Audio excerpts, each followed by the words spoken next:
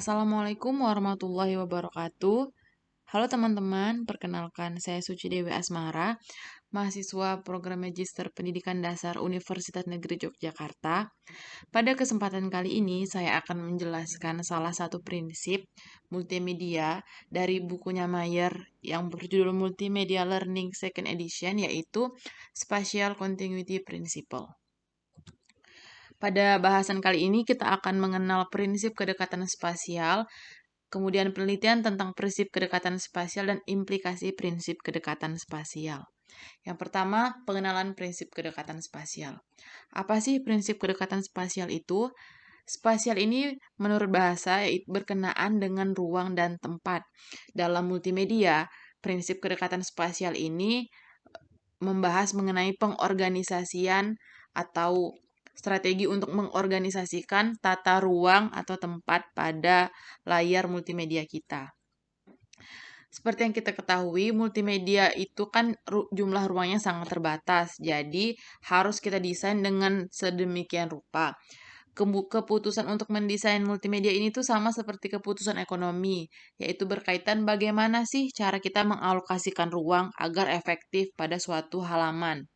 Setelah memutuskan berapa banyak ruang yang akan dilokasikan untuk kata-kata dan atau untuk gambar, selanjutnya kita harus mengatur untuk seberapa ruang yang akan didominasi dengan kata dan seberapa ruang yang akan didominasi dengan gambar. Misalnya saja pada ilustrasi ini kita lihat ya teman-teman. Ilustrasi ini menunjukkan bahwa ini pada gambar satu halaman ini dipenuhi dengan kata-kata dan halaman berikutnya dipenuhi dengan gambar.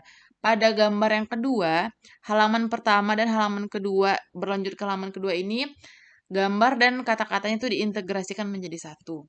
Gambar pertama ini disebut dengan strategi terpisah, gambar kedua disebut dengan strategi terintegrasi.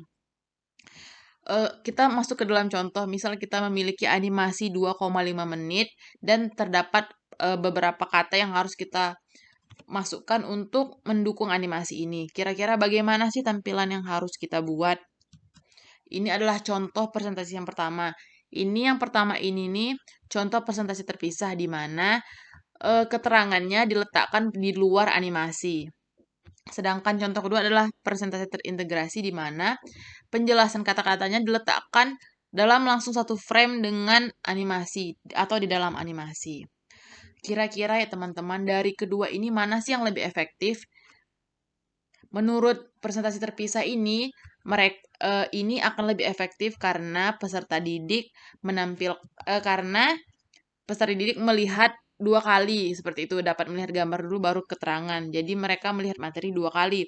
Sedangkan menurut presentasi terintegratif, gambar yang diletakkan dengan kata-kata yang berdekatan ini nih akan lebih efektif karena dapat mengurangi pemrosesan asing.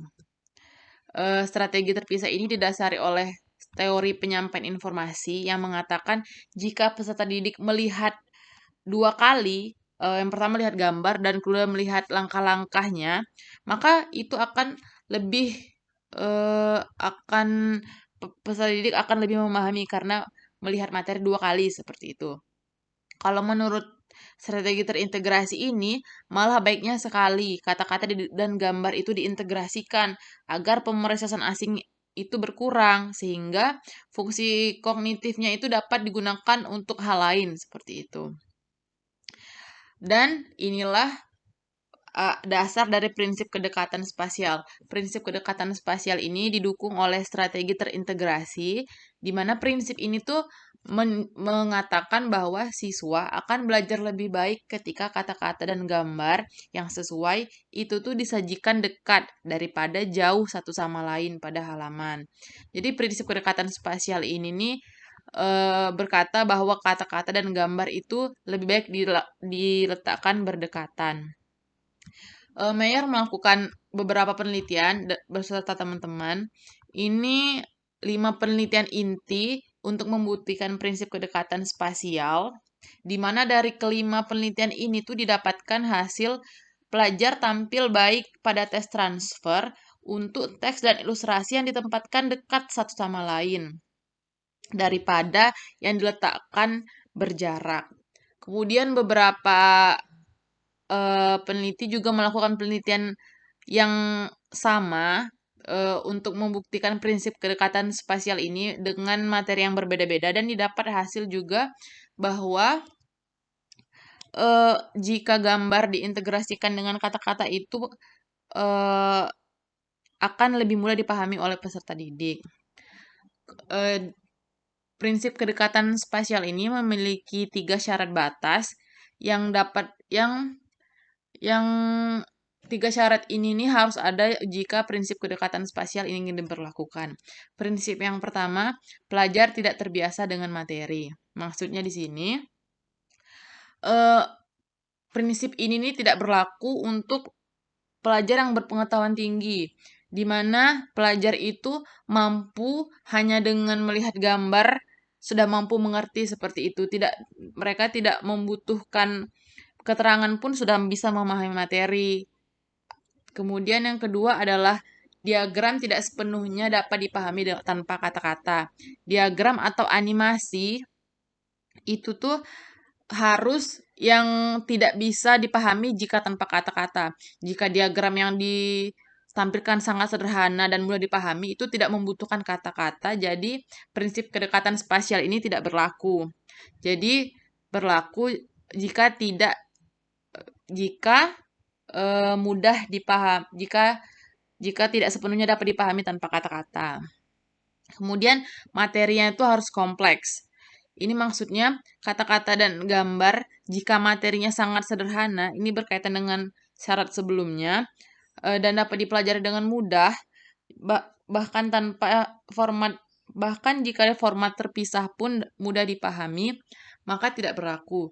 Jika materinya itu sangat mudah, bahkan peserta didik tidak membutuhkan keterangan ya, itu tidak berlaku prinsip kedekatan spasial. Jadi prinsip itu berlaku jika pelajar berpengetahuan rendah, diagram tidak bisa dipahami tanpa kata-kata dan materinya itu kompleks. Baiklah, itu tadi dan ini rangkuman pada materi kali ini. Menurut kedekatan spasial, siswa belajar lebih baik ketika kata-kata dan gambar disajikan daripada jauh. Kemudian, ketika gambar yang sesuai berada dekat satu sama lain dengan kata-kata, pelajar tuh tidak harus menggunakan sumber daya kognitif untuk mencari halaman atau layar secara visual. Dan pelajar lebih mungkin untuk dapat menyimpan kedua memori kerja pada waktu yang sama. Kemudian prinsip kedekatan spasial hanya berlaku jika pelajar tidak terbiasa dengan materi, diagram tidak sepenuhnya dapat dipahami tanpa kata-kata, dan materinya tuh kompleks. Terima kasih teman-teman. Sekian presentasi dari saya. Terima kasih atas perhatiannya. Assalamualaikum warahmatullahi wabarakatuh.